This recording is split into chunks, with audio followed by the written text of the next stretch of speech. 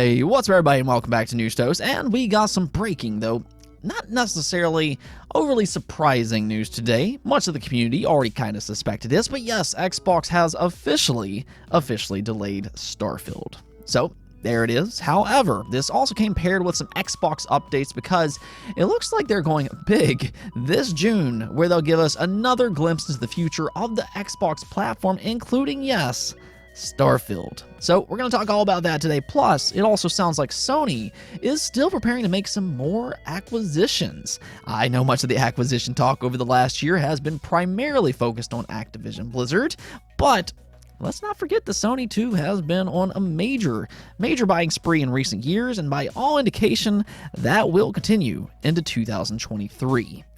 Before we get started though, do hit those buttons below, like, subscribe, and ring that bell. It not only helps the channel a ton, but also in return, it ensures that you'll stay up to date with all of the latest gaming news. And let me tell you, there's a lot of things happening in the game industry right now. With that said though, let's just go and jump right into it, starting off with a bit of a surprise hit that's going a little under the radar. You might say it's rather elusive, but Square Enix is set to drop Paranormasight: The 7 Mysteries of Hanjo for the Nintendo Switch, PC, and iOS devices tomorrow on March 9th. Now, this is an adventure visual novel style of game that hasn't really gotten much buzz up to this point, but that might start to change sometime here soon because reviews are now rolling out and it's being highly praised with an 88 overall score on Metacritic as of this recording. It's being described as a dark paranormal adventure that perfectly blends horror and suspense together. I even saw one review just flat out say that it's a masterpiece. So I mean, if anything, the writing sounds phenomenal with a gripping story, which is, I mean, pretty much exactly what you want when it comes to a visual novel. So if you do like this genre, and if you want something just a little spooky, maybe go ahead and check out Paranormasight tomorrow when it releases on March 9th. I have to say though, Square Enix, they are on a roll right now. Dear to Rhythm, Octopath Traveler, and now Paranormasight back to back. And hey, this is only the beginning with Final Fantasy XVI and Rebirth still to come. Now, speaking of Nintendo games, Bayonetta Origins is set to release later this month on March 17th. The thing about this particular game though is that it doesn't really feel like fans are completely sold on it quite yet. I mean, I think it looks beautiful and everything. It reminds me a lot of Okami, and it also seems to have drawn some inspiration from the Zelda franchise as well. So I think from everything that we've seen and heard about this game, it sounds good on paper. It looks good. But the problem that some fans have with Bayonetta Origins is its price tag. This is a full-priced $60 game, which seemingly has made some fans a little apprehensive. So Platinum Games, they definitely have some convincing to do, and well, they're attempting to do just that. They just released a Bayonetta Origins demo that you can download on the Nintendo eShop right now. This demo covers the first 2 chapters of the game, and better yet, your progress also carries over into its full release. So if you aren't completely sold on this game quite yet, but if you're still interested, maybe go ahead and check out the demo and see if that helps you make up your mind. Again, it is out right now. Oh, and we also got an update for Resident Evil 4 Remake. This is yet another big game releasing later this month. Yeah, there's no slowdown in 2023 whatsoever. But here recently, there's been some criticism aimed towards Resident Evil 4's rain effect. This was shown in a Game Informer video, and while I'm sure this is all meant to be atmospheric and everything, a lot of viewers felt otherwise, pointing out that it's more overbearing than anything else. It's just too in your face and maybe even a little distracting. It's actually drawing a lot of comparisons to the Grand Theft Auto 3 remastered rain effect, which also garnered quite a bit of criticism up on launch. And actually looking at it, it does kind of look similar. I don't think that it's quite as bad per se, but I can at least see where the comparisons are coming from. Nonetheless, Capcom has heard fans' displeasure loud and clear as they've now responded in a press start interview where they said, "We've seen everyone's reaction to the rain effects, and we are working on a day 1 patch to make adjustments." So, there you go. Any concern, or most concern, can be somewhat aborted now. I mean, we still need to see its overall adjustment, see how it looks and everything, but it is really nice to see Capcom so quickly make an adjustment like this and really just ease fans' concern. They really have done such a stellar job with the Resident Evil remakes thus far, and just considering the popularity of the 4th entry, this might be the most popular entry in the entire franchise. Hopefully, this one will live up to all of the hype and just kind of meet the same standard that we've seen with previous Resident Evil remakes. Alright, so let's just go and get into this Xbox stuff because they made a few huge announcements this morning. First, starting off with the Starfield delay. Now, I know a lot of channels are just going to be overly dramatic about this today. I mean, I can just see the headlines now. What's wrong with Xbox? This, that, and the other. That type of stuff drives clicks and everything. But we don't do that on this channel. Again, there's already been a lot of speculation about this. I think a lot of people won't even really be all that surprised about this news, but it is now official. Starfield is no longer slated for the first half of 2023, but instead it's now being pushed back to September 6th. So about a 3-month delay, which isn't too significant, all things considered. At the very least, we do now have an exact release date to look forward to, so go ahead and mark your calendars for that.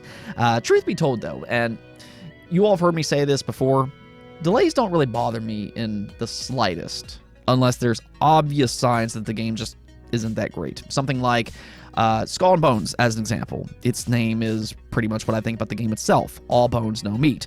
But in Starfield's situation, this is very obviously a very ambitious game. It is quite massive, quite literally. We'll get more into that in a second. But in Starfield's situation, this is more about them just kind of ensuring that this game has every opportunity to be as top-notch as it can be up on launch. So more or less, they're just going to use that extra time to further polish it for a more smooth launch. And really just kind of knowing past Bethesda games, we all know bugs are kind of a feature when it comes to them. They're almost an official part of their games by this point. So all things considered, the extra 3 months will likely be worth it. Now, at the same time, though, I don't think that delays are necessarily something to celebrate. I don't mean to imply that. They just don't necessarily concern me either.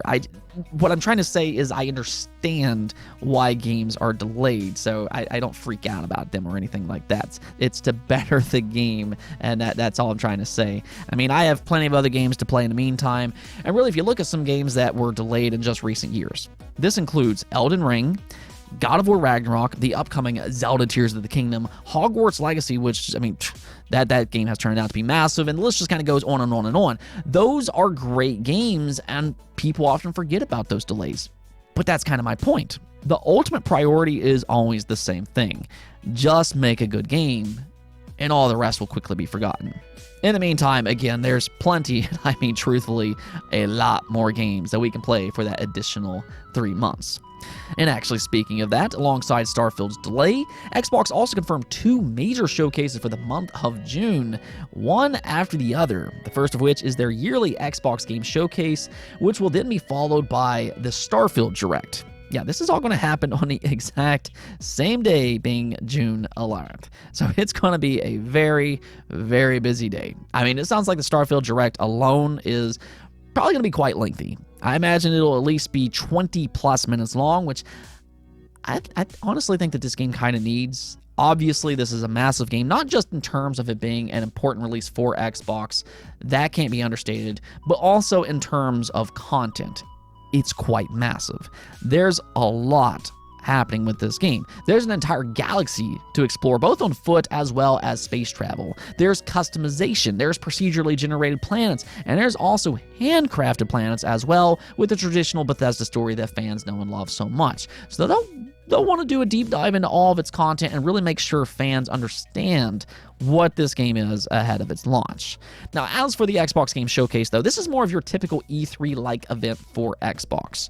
We don't really have much details as of yet, but it'll be very interesting to see if they do something similar as to what they did last year, where they mostly focused on games that are targeting a release date within the next 12 months or so, or if they decide to change things up here. Hypothetically, though, if they do that, just based on some of the games that we already know about, the 2 that I kind of look at are Hellblade 2 and then Avowed. I imagine both of those games have a pretty good chance of being here. From different rumors that we've heard, both of those games sound somewhat close, and I mean, if that's true, then Xbox, I mean, they are setting themselves up for a pretty interesting holiday period in early 2024. I mean, you have Starfield, Forza 8, and then possibly Avowed and Hellblade 2 right around that time frame. Yeah, that's pretty exciting to me. Now, I'm sure they'll also have some surprises here as well that we don't currently know about. Maybe the yearly Banjo-Kazooie rumor that I fall for every single time. Please let this be the year that we get a new Banjo. I'm going to take that hope to my grave. Now, however, it would also be nice to get some updates for Fable and Perfect Dark. It does sound like those could still be a little further out, so if they do follow the same format they did last year, then they might hold those games for future reveals. But at the same time, a small update might tide fans over until then. Maybe that could ease some of the ongoing rumors out there regarding these games. But there's also other games that could possibly be unveiled here. They have State of Decay 3 in development. It would be nice to see some gameplay for that. Compulsion Games is working on a new IP. We haven't heard from Double Fine in quite a while. They could have something up their sleeve. Maybe something from id Software. There's also the Indiana Jones game. There's also rumored third-party partnerships such as a new Certain Affinity game. And for that matter, we've heard a lot about their new Halo Battle Royale-like game mode. So there's a lot of possibility here, especially if they want to go beyond just the next 12 months or so.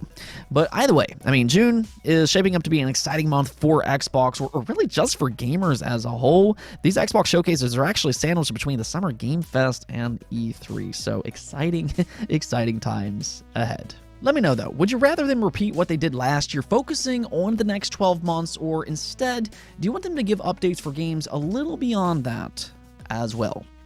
Now, we also got some interesting PlayStation news, as it appears Sony isn't quite finished with their acquisition spree. I know old Jim Ryan likes to talk about organic growth and everything, but they've actually acquired 10 different studios since 2019, including Blue Point Games. They've acquired Insomniac and even Bungie.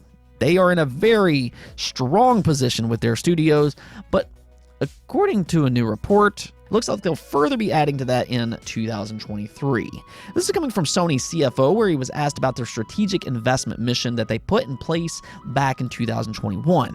At the time, Sony publicly set aside $18.4 billion for investments and acquisitions, and now 2 years later, they've given an update on that plan by revealing they now have about $5.1 billion left for further acquisitions and investments in 2023. So that's still quite significant, though it is important to keep in mind, this isn't just for PlayStation. We're gamers, so obviously we're going to think more about PlayStation, but Sony's a big company, and they're always looking to add to their overall business. I mean, as an example, they've targeted anime here in the last few years with acquisitions like Crunchyroll for $1.2 billion. That's actually is an addition to Funimation. They have quite the enterprise in terms of anime, but my point is just because they have $5.1 billion on hand ready to spend, that doesn't necessarily mean they're going to spend all that money on PlayStation alone. Now, I say that because I know how this works. Fans' imaginations go wild when it comes to this type of stuff. And in fact, I've already seen it. In just the last 2 days, there's been rumors circulating that Sony will target Take-Two as a response to the Activision Blizzard acquisition. Yeah, I don't really see that happening. That doesn't really make a lot of sense to me. I mean, first off, I don't think Take-Two wants to sell in the first place, so that's important to keep in mind. You have to have two to tango here, but more so, Take-Two just acquired Zynga not long ago for $12.7 billion. So, yeah, I don't really see how Sony could afford Take-Two as is. And this also goes for other publishers as well. Again, I know everybody just immediately looks at publishers like Capcom and Square Enix, but realistically, Sony will likely stick with the strategy that they've been successful with thus far, and that's by buying up smaller, talented studios that has a lot of potential and making investments in third parties like Square Enix and From Software. Either way, do absolutely expect more acquisitions from Sony going forward, but let me know, if you were to guess, who do you think Sony will target next? Now, since we're talking about Take-Two, let's just go and take a look at the poll of the day where I asked you all, when do you think Grand Theft Auto 6 will release. And as you can see here, the majority of you all expect 2025, with 44% of you voting for that. Then 24% of you voted for 2024, 19% voted for 2027 or beyond, 11% of you all voted for 2026, and then just 1% of you all voted for 2023. So yeah, I think most of you all have your expectations adjusted correctly. There was that leak that we talked about yesterday where it sounds like they are targeting a holiday 2024 release, but I would just honestly say go in this with tempered expectations. It does sound like it's very possible that it could be delayed into 2025. I mean, we were just talking about a delay with Starfield. Hey, if it makes for a better game, by all means. But just to kind of make sure you're not disappointed, I'd say the smart bet here is 2025. Hopefully it won't be pushed back further than that, but we are getting closer. At the very least, it sounds like an announcement might be incoming, which, hey, that's exciting alone. Anyways, though, that's it for this episode. But if you like the video, don't forget the bell notification and subscribe button for more content just like this. Also, if you'd like to support the channel through Patreon, thank you for making this content possible. Peace out.